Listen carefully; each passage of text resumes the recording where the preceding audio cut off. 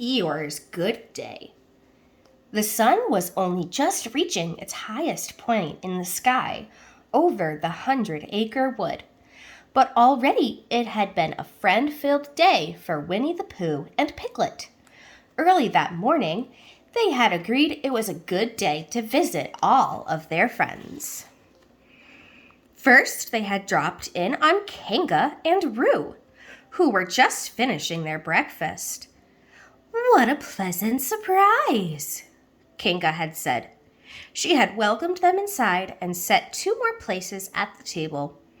Pooh had already had a full breakfast, but the walk to Kanga and Roo's house had made Pooh and Piglet hungry.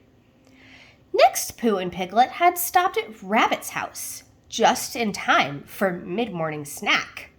Rabbit was happy to see his friends while he took a break from working in his garden. And later that morning, they had dropped in to say hello at Owl's. He was just beginning to fix his lunch and invited Pooh and Piglet to join him. "I'm not sure we could stay for lunch," Piglet said. "We have a few more friends to visit." Pooh scratched his chin and rubbed his tummy, deep in thought. "Though I suppose that means we'd better keep our strength," he said at last, plopping down into one of Owl's chairs. Now Pooh and Piglet made their way towards Eeyore's house.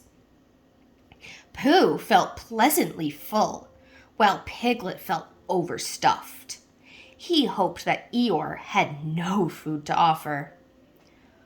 "Good afternoon, Eeyore," Piglet called out as he and Pooh spotted their friend sitting in the sun. "Oh, hello," Eeyore replied glumly. "What brings you out to my gloomy part of the wood?" Pooh looked at the blue sky and bright sun. "It doesn't seem very gloomy to me," he said. Eeyore turned his eyes skyward. He said flatly. "I suppose you're right." "Is anything the matter, Eeyore?" Piglet asked. Eeyore thought it over. "No," he said at last. "I suppose nothing is the matter today." Pooh and Piglet looked at each other puzzled. Neither was quite sure what to say. Nothing the matter?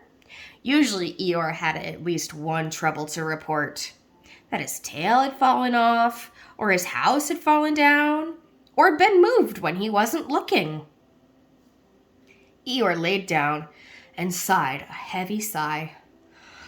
"I guess this is what some folks would call a good day. I call it downright uncomfortable."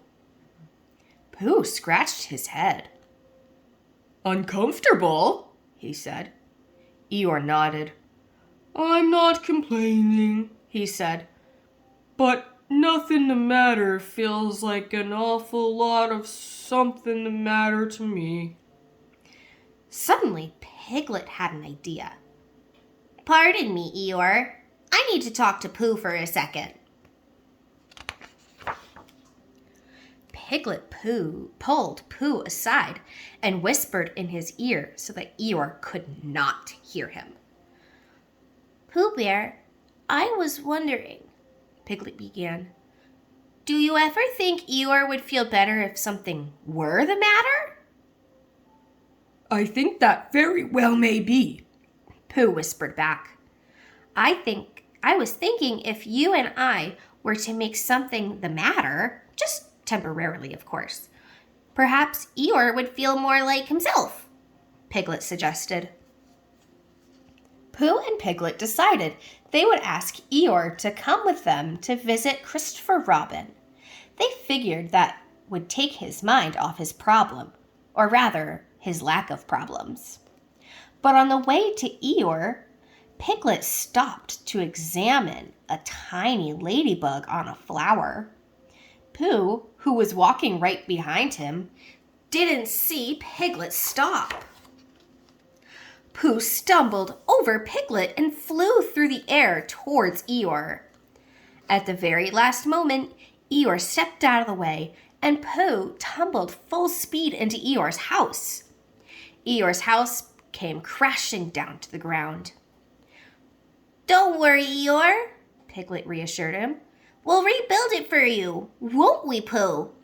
"Yes, yes," Pooh replied, and he and Piglet went right to work, putting the house back together as Eeyore looked on. As Eeyore watched his friends rebuild his house, the smallest smile worked its way across his face. Was it because now there was something the matter, and that felt more natural to the gray donkey? Or was it watching two good friends working hard to cheer up another that made Eeyore's spirits lift? Whatever the reason, all three friends agreed it had turned out to be a very good day indeed.